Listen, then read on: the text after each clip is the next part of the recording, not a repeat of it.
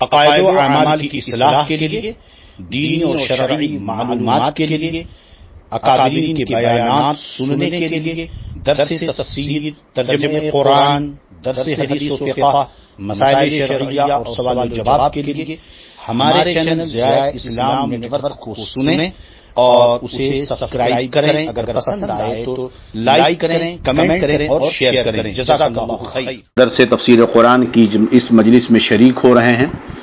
اللہ رب العزت آپ سب کو دارین کی سعادتیں عطا فرمائے اور درس کی برکتوں سے مالا مال فرمائے۔ اب تک درس تفسیر قرآن میں سورۃ البقرہ کی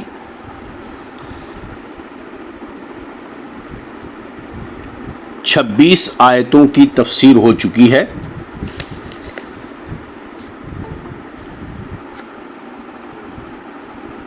گزشتہ تفسیر میں ہم نے وضاحت کر دی 26ویں نمبر کی آیت کریمہ کی کہ قرآن مقدس سے وہی لوگ فائدہ حاصل کرتے ہیں جو اللہ اور اس کے رسول کی اطاعت میں ہوتے ہیں، کیونکہ قرآن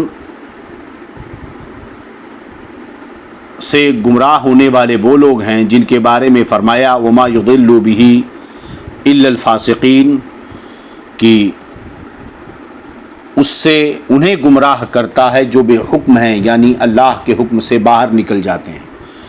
اور ہم نے فسق کی 3 قسموں کا ذکر کیا تھا، جس میں ایک قسم یہ تھی کہ مکمل وہ اللہ عز و جل کی اطاعت سے باہر نکل جائے، جس میں بندہ رب کی اطاعت سے مکمل طور پر باہر نکل جائے، جس کو جو ہے جہود کہتے ہیں، کہ حرام کام کو اچھا جاننے لگے اور اس کی حرمت کا انکار کر دے، یہ درجہ کفر کا ہے، اور اس آیت کریمہ میں وہی لوگ مراد ہیں۔ اب 27ویں نمبر کی آیت کریمہ اللہ رب العزت ارشاد فرماتا ہے اعوذ باللہ من الشیطان الرجیم بسم اللہ الرحمن الرحیم الذین ينقضون عہد اللہ من بعد میثاقہ ويقطعون ما امر اللہ به ان یوصل ویفسدون فی الارض اولئک هم الخاسرون۔ ترجمہ: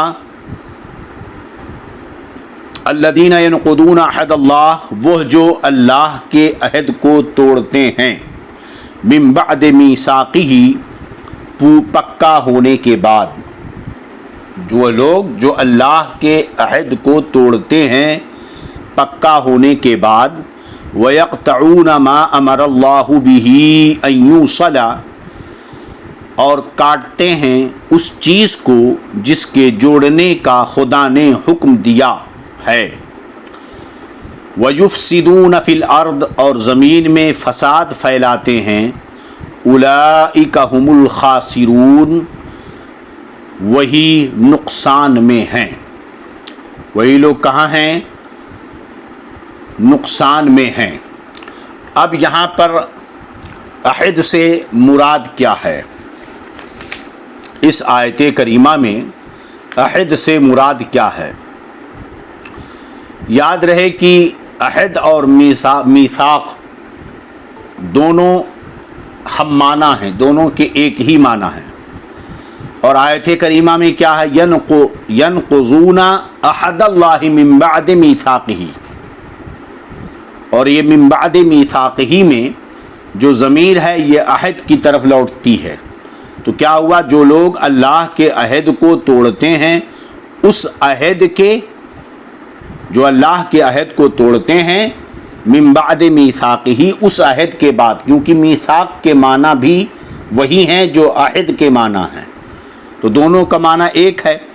تو ترجمہ کیا ہوا؟ وہ لوگ جو اللہ کے عہد کو توڑتے ہیں اس کے عہد کے بعد، اس کا کوئی مطلب نہیں نکلتا ہے بھائی، جو اللہ کے عہد کو توڑتے ہیں اس کے عہد کے بعد، تو عہد جب ہوا تو اس کے بعد توڑنا۔ یاد رہے کہ اس آیت کریمہ میں جو لفظ میثاق ہے بعد میں، یہ تاکید اور پختگی کے معنی میں ہے، لہذا جیسا کہ اعلیٰ حضرت رضی اللہ عنہ نے کیا ترجمہ کیا، وہ جو اللہ کے عہد کو توڑتے ہیں پکا ہونے کے بعد، پختہ ہونے کے بعد، اور یہ معنی بالکل صحیح ہے، وہ اللہ کے عہد کو اس کے پختہ کرنے کے بعد توڑتے ہیں۔ اب یہاں پر عہد سے کون سا عہد مراد ہے، کس عہد کی جانب اشارہ کیا گیا ہے؟ یاد رہے کہ اس سے وہ عہد مراد ہیں جو اللہ تعالیٰ نے پہلی کتابوں میں حضور صلی اللہ سید عالم نور مجسم صلی اللہ علیہ وسلم پر ایمان لانے کی نسبت فرمایا کہ پہلی کتابوں میں اللہ تبارک و تعالیٰ نے ہر نبی کے امتیوں سے اور ہر نبی کو جو ایک عہد ہوا جس میں اللہ نے حکم دیا کہ جب میرا آخری نبی آئے احمد یا محمد احمد تشریف لائیں تو تم ان کی پیروی اور اتباع کرو گے۔ سمجھ رہے ہیں کہ نہیں؟ جیسا کہ ایک حدیث پاک میں صاحب مشکات نے نقل فرمایا کہ اگر موسیٰ زندہ ہوتے تو انہیں بھی میری اطاعت کے علاوہ کوئی راستہ نہ ہوتا، کہ موسیٰ کو بھی میری اطاعت کرنی پڑتی علیہ السلام۔ تو یہاں پر وہ عہد مراد ہے جو اللہ تعالیٰ نے پہلی کتابوں میں نبی اکرم صلی اللہ علیہ وسلم پر ایمان لانے کی نسبت فرمایا۔ ایک قول یہ ہے کہ عہد 3 ہیں۔ پہلا عہد وہ جو اللہ تعالیٰ نے تمام اولاد آدم سے لیا، اس کی ربوبیت کا اقرار کریں، ہے نا؟ اس کا بیان اس آیت کریمہ میں رب نے فرمایا وَإِذْ أَخَذَ رَبُّكَ مِن بَنِي آدَمَ، ہے نا، کہ جب اللہ تعالیٰ نے بنی آدم سے عہد لیا، جس کو آپ نے بارہا سنا ہوگا، خطبہ نے تقریروں میں عام طور پر میلاد النبی کے موقع پر اس کو بیان کرتے رہتے ہیں کہ الستُ بربکم، کیا میں تمہارا رب نہیں ہوں؟ تو یہ تمام اولاد آدم سے جو عہد لیا گیا۔ دوسرا عہد انبیاء کرام علیہم الصلاۃ والسلام کے ساتھ مخصوص ہے کہ انبیاء کرام سے رب نے یہ عہد لیا کہ رسالت کی تبلیغ فرمائیں اور دین کو قائم رکھیں۔ اس کا ذکر اس آیت کریمہ میں رب نے فرمایا وَإِذْ أَخَذَ مِنَ النَّبِيِّينَ مِيثَاقَهُمْ، اور تیسرا عہد علماء کرام کے ساتھ خاص ہے کہ وہ حق کو نہ چھپائیں، حق کو نہ چھپائیں۔ تو اس کا بیان اللہ تبارک و تعالیٰ نے یوں فرمایا وَإِذْ أَخَذَ اللَّهُ مِيثَاقَ الَّذِينَ أُوتُوا الْكِتَابَ، ہے نا، کہ علماء کرام کے اوپر لازم ہے کہ وہ حق کو نہ چھپائیں، اسی لیے فرمایا گیا کہ علم علماء کی گردن میں امانت ہے، اسی لیے علماء کو مسائل دینیہ اور شرعیہ میں اور احقاق حق میں جو ہے چشم پوشی نہیں کرنا چاہیے۔ مصلحت وہ جو ایمان و عقیدے کو تباہ و برباد کر دے اسے اختیار نہیں کرنا چاہیے۔ اب یہاں پر جو عہد ہے نا، تو یہ 3 عہد ہوئے۔ اب اس میں تینوں عہد داخل ہیں، اور خاص طور پر یہ بندوں کو خطاب ہے، لہذا رشتہ قرابت کے تعلقات، مسلمانوں کی دوستی و محبت، تمام انبیاء کا ماننا، کتب الہی کی تصدیق، حق پر جمع ہونا، یہ وہ چیزیں ہیں جن کے ملانے کا اس آیت کریمہ میں حکم فرمایا ہے۔ ان میں قطع کرنا، بعض کو بعض سے ناحق جدا کرنا، فرقوں میں اختلافات کی بنیاد ڈالنا، یہ ممنوع فرمایا گیا ہے۔ لہذا قریبی رشتہ داروں کے ساتھ صلہ رحمی ضروری ہے۔ اس سے یہ بھی مسئلہ سمجھ میں آیا کیونکہ رشتہ داروں کے ساتھ صلہ رحمی اور رشتہ جوڑنے کا حکم دیا گیا، جیسا کہ فرمایا سل من قطعک واعف عمن ظلمک، جو تجھ سے رشتے توڑے تم اس سے جوڑو، اور جو تم پر ظلم کرے اسے معاف کر دو۔ مگر یاد رہے کہ یہ حکم ایمان والوں کے ساتھ خاص ہے، فاسق و فاجر، گمراہ، مرتدین، کفار اس میں شامل نہیں ہیں۔ کیونکہ ان سے تو دور رہنے کا حکم دیا گیا ہے نا، جیسا کہ فرمایا لا تتخذوا بطانة من دون المؤمنین، کہ مومنوں کے علاوہ کسی کو تم اپنا قریبی رازدار نہ بنایا کرو، تو یہ اس میں داخل نہیں ہے۔ چنانچہ یہ فرمایا گیا کہ جو چاہے کہ اس کی عمر زیادہ ہو اور اس کی روزیوں میں برکت ہو، وہ اپنے قریبی رشتہ داروں سے اچھے تعلقات قائم رکھے، لہذا روزانہ نہیں تو کم سے کم ہفتے میں ایک بار اپنے رشتہ داروں سے ملے، مریضوں کی عیادت کرے، اور اگر مل نہ سکے تو کسی ذریعے سے ان کی خیر خیریت اور خبر لیا کرے۔ بات سمجھ میں آ گئی کہ نہیں؟ اب یہاں پر اللہ رب العزت نے پچھلی آیتوں میں دلائل توحید اور دلائل نبوت اور کفر اور ایمان کا بدلہ اور اس کی جزا یہ سب بیان کی۔ اب اس کے بعد اللہ تعالیٰ نے اپنی عام و خاص نعمتوں کا اور آثار قدرت و عجائب اور حکمت کا ذکر فرمایا، اور قباحت، کفر کی قباحت دل نشی کرنے کے لیے، دلوں میں بٹھانے کے لیے کفار کو خطاب فرمایا کہ تم کس طرح خدا کے منکر ہوتے ہو، کس طرح تم خدا کے منکر ہوتے ہو، باوجود کہ تمہارا اپنا حال اس پر اللہ پر ایمان لانے کا تقاضا کرتا۔ تم اپنی حالت پہ غور کرو تو یہ حالت تمہاری بتاتی ہے کہ تمہیں اللہ پر ایمان لانا چاہیے، کہ تم مردہ تھے، مردہ سے جسم بے جان مراد ہے، یاد رہے، مردہ سے مراد یہاں جسم بے جان مراد ہے۔ بھئی ہم عام طور پر یہ باتیں کرتے ہیں، بولتے ہیں، ہے نا، کہ جو زمین گھاس وغیرہ نہیں اگاتی، چٹیل زمین ہوتی ہے، سوکھ جاتی ہے، تو کہتے ہیں زمین مردہ ہو گئی۔ عربی میں بھی موت اس معنی میں آئی ہے۔ خود قرآن پاک میں ارشاد ہوا یحیی الارض بعد موتہا، کہ جو زمین کو زندہ کرتا ہے اس کے موت کے بعد۔ یہاں مراد روکھی سوکھی چٹیل زمین مراد ہوتی ہے۔ تو کیا مطلب ہوا کہ تم بے جان جسم تھے، کیا تھے؟ تم بے جان جسم سے۔ دیکھیے اللہ نے کیا فرمایا، کیف تکفرون باللہ وکنتم امواتا فاحیاکم ثم یمیتکم ثم یحییکم ثم الیہ ترجعون۔ بھلا تم کیوں کر، ترجمہ اس کا سماعت کریں، بھلا تم کیوں کر خدا کے منکر ہوئے، کیف تکفرون باللہ، کیسے تم لوگ اللہ کا انکار کرتے ہو، وکنتم امواتا، حالانکہ تم مردہ تھے، فاحیاکم، پھر تمہیں اللہ نے جلایا، ثم یمیتکم، پھر تمہیں وہ مارے گا، ثم یحییکم، پھر تمہیں زندگی دے گا، ثم الیہ ترجعون، پھر اس کی طرف تمہیں پلٹ کر کے جانا ہے۔ سید اعلیٰ حضرت رضی اللہ عنہ ترجمہ فرماتے ہیں، بھلا تم کیوں کر خدا کے منکر ہوگے، حالانکہ تم مردہ تھے، اس نے تمہیں جلایا، پھر تمہیں مارے گا، پھر تمہیں جلائے گا، پھر اسی کی طرف پلٹ کر جاؤ گے۔ تو جب تمہاری یہ حالت تھی کہ تم بے جان جسم تھے عنصر کی صورت میں، ہے نا، تمہارا کہاں وجود تھا، ولم تک شیئا، تم کچھ نہیں تھے، تمہارا کچھ پتہ ہی نہیں تھا، ہے نا، عنصر کی شکل میں تم بے جان تھے، ہاں، پھر غذا کی شکل میں بنے، پھر اخلاق کی شکل میں۔ ظاہر سی بات ہے کہ مادہ منویہ سے، ہے نا، وجود ہوتا ہے بچے کا، اور مادہ منویہ کیسے بنتا ہے؟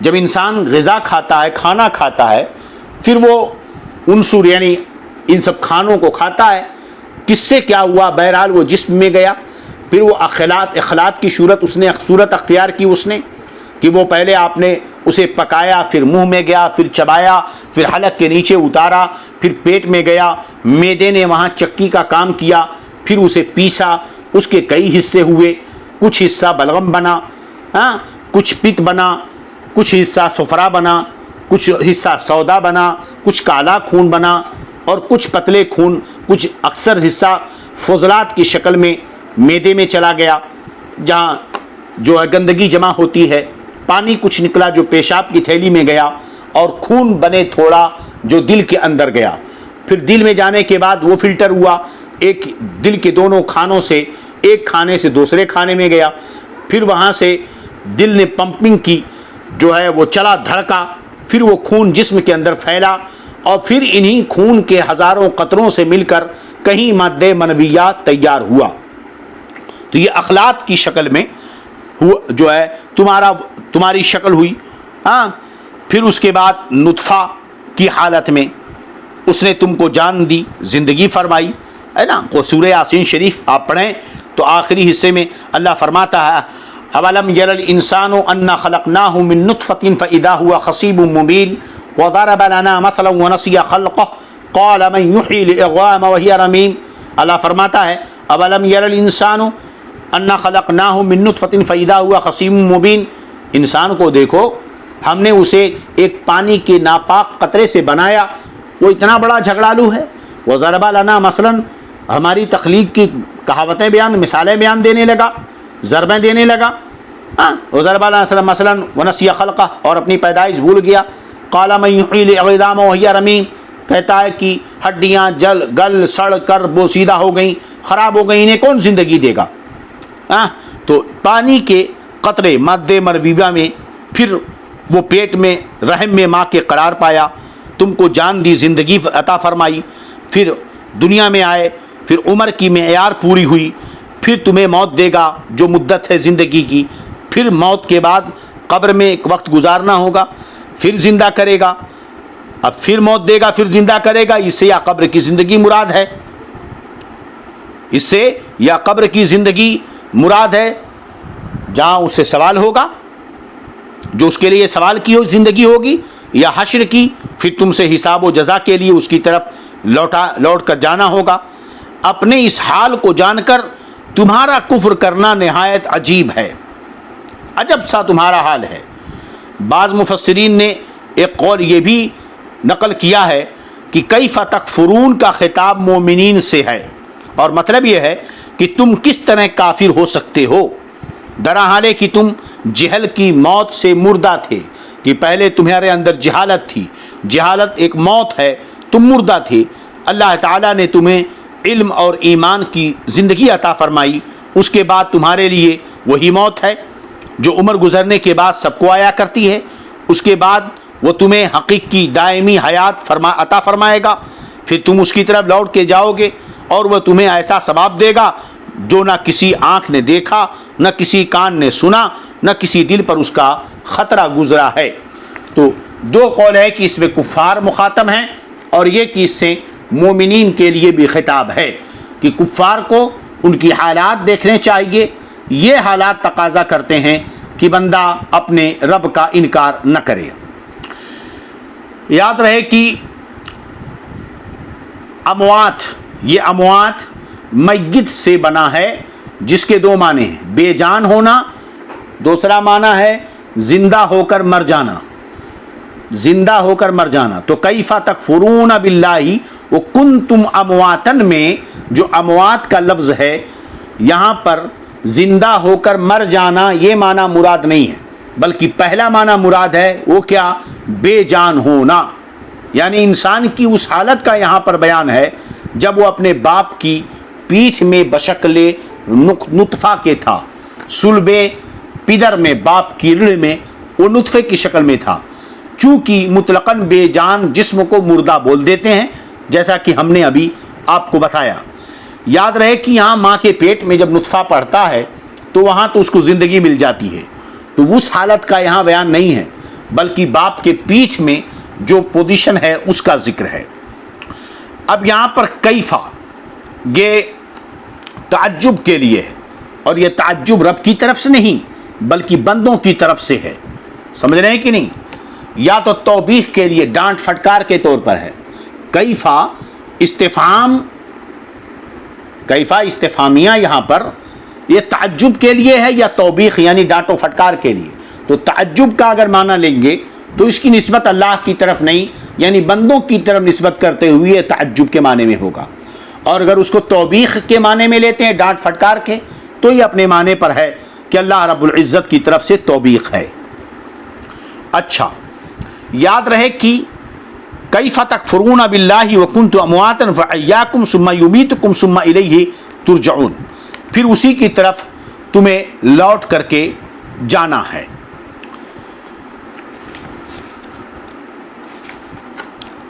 اتنی بات. اب آگے کی آیت کریمہ اللہ فرماتا ہے وَهُوَ الَّذِي خَلَقَ لَكُم مَّا فِي الْأَرْضِ جَمِيعًا ثُمَّ اسْتَوَىٰ إِلَى السَّمَاءِ فَسَوَّاهُنَّ سَبْعَ سَمَاوَاتٍ وَهُوَ بِكُلِّ شَيْءٍ عَلِيمٌ. ترجمہ هُوَ الَّذِي خَلَقَ لَكُم، وہی رب ہے جس نے تمہارے لیے پیدا کیا، تمہارے لیے پیدا کیے، مَا فِي